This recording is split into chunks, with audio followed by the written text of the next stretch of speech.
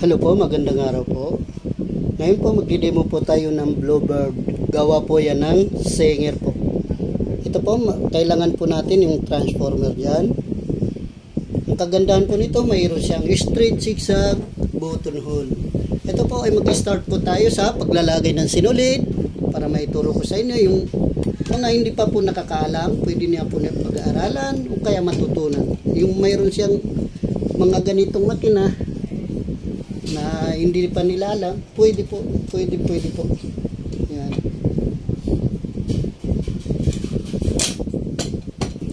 Una po ang paglalagay po ng sinulid. Kung sakali po maliit yung sinulid nyo, ay dito nyo na lang ilagay. Kung sakali naman malaki po, ay nasa ibaba lang po siya.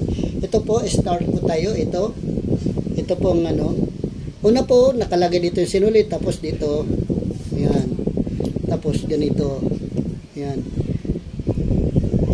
Ganyan po, tapos isabit natin dito. Ito sa take-up niya. Pwede rin po isabit kung gusto niyo sa spring dito po.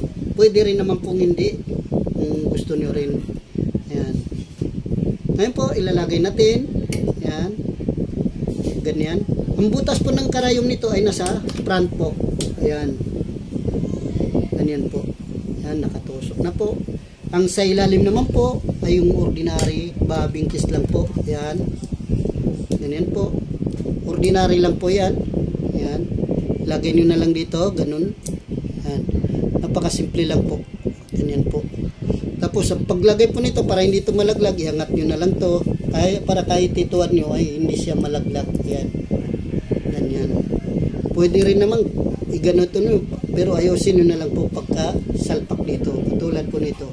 Ayan po. Papakita ko sa inyo. Ang hawak nyo po ganito. Salpak nyo na lang doon. Ayan. Ayan po. Ngayon po, pipikapin natin yung sinulid sa pinakailalim. Ikutin nyo na lang itong hand wheel. Ayan. Para ma-pick up niya sa ilalim. Napakasimple lang gamitin po. Ayan. Ngayon po, tahin po natin. Pag straight po, ito po ay kailangan po ilagay sa 0. Pag ang 0 po, ay nakalagay po yung karayom na sa gilid. Kung gusto niyo na sa sentro, ilagay niyo na lang dito sa pinaka guhit ng straight. Ayan. Ngayon po, testing po natin. Ang straight po, ganyan. Tatapakan ko na po. Ayan. Ito po yung distansya, yung layo ng space. Pag nasa pipe po ay mas malayo po yung space niya. Ito naman po atras sa bante. Ayan.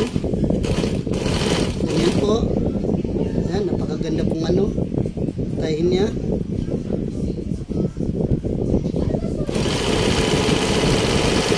Ayan, napakagandang tahi po.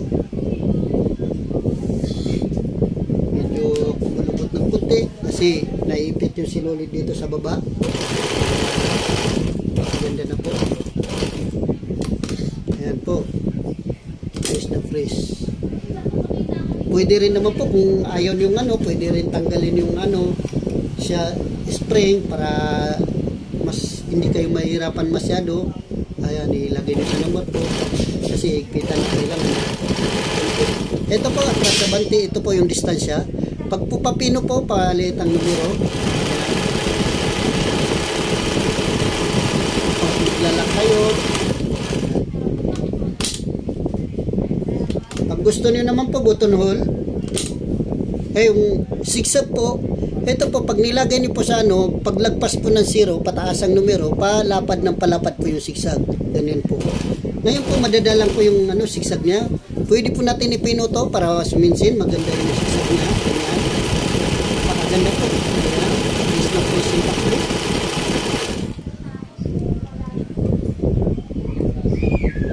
Yung hangin kaya napapalit ko yun. Patayin ko muna yung electric fan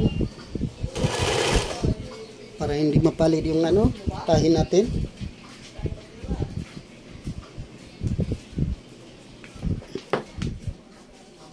Ganyan po.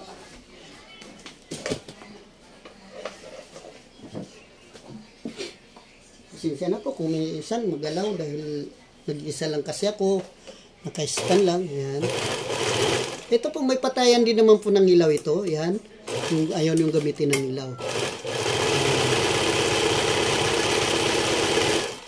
Pag gusto niyo naman po yung ano, katulad po yung button hole. Ayan. I-demo ko sa inyo yung button hole.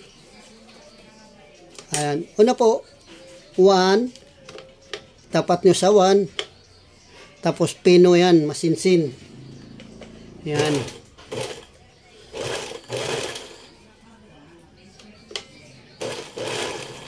Abanti po yan siya.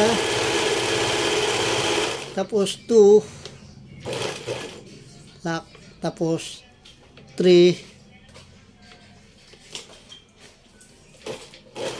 Atras siya. Ganyan. Napakasimple lang po. Button hole na po yan siya. Pasensya na po kung gumagalaw. Ayan po. Ang button hole niya. Tapos pagbabalik naman po kayong straight, ikutin nyo na lang po ito. Ilagay nyo po sa straight. Distance.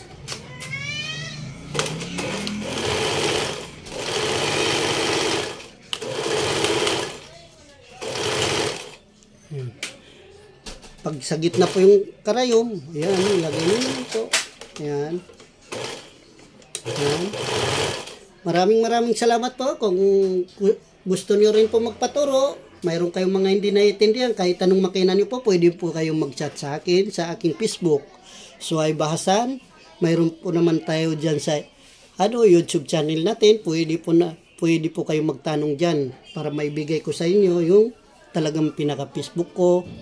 Kasi hindi po natin makukumpleto yung pagka-video dahil kailangan po hindi ganun kahaba ang video natin. Baka hindi tanggapin ng YouTube o kaya Facebook. Maraming salamat po. Thank you.